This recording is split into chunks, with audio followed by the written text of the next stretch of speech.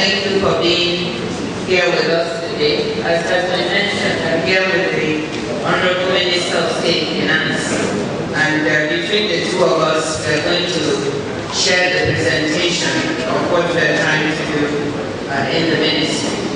You just heard the Honorable Minister of Trade and Investment, and I want to start out by saying that the bedrock of all the development in the economy is a sound financial system and a sound macroeconomic system. And so what the Ministry of Finance has to deliver is to make sure that that sound financial system and the overall basis of the economy is stable enough, working with the central bank for the development of the real sectors of the economy to take place. So the slides we have are up there. I will not follow them exactly, but it's important to look at what is the mandate of the ministry. The administration, the first slide please.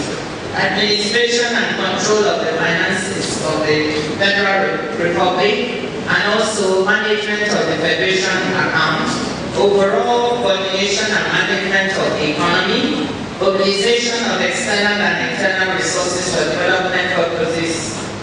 And we have 5 core departments which you see up there to do this. Economic research and policy management, international economic relations, home finance, human resource management, and finance and accounts. So what I want to do is talk to you about what we have done this year so far, and to try to bring sound finances to our economy, and also an overall balance and stability in macroeconomic management, and then how we go from there to support for the real sectors, those sectors of the economy where you can create jobs and have growth. And I also want to talk about some of the direct efforts that the federal government, under His Excellency the President, has been making to create jobs in the economy.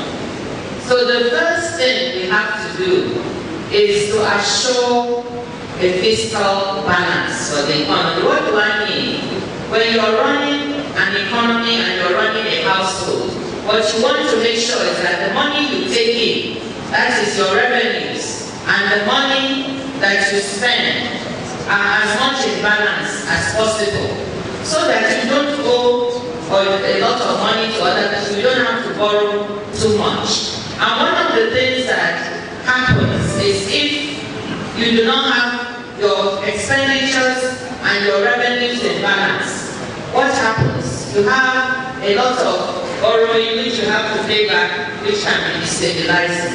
So for quite some time, we have been spending quite a lot in the economy and borrowing more and more domestically.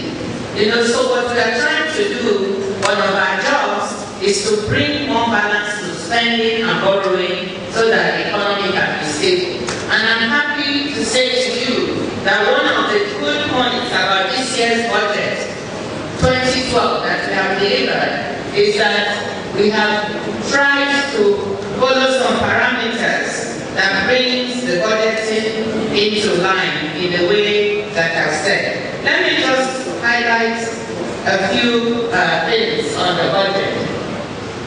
We had before borrowing and spending, as I said, a little bit out of line, and we have managed this year with the federal government expenditure projected of about 4.6 trillion and revenues of 3.56 trillion to reduce the amount of deficit, that's the gap that we have between spending and borrowing, and to bring our borrowing down. Last year, we had to borrow 852 billion naira in order to close the gap. This year, we have reduced it to 744 billion, and we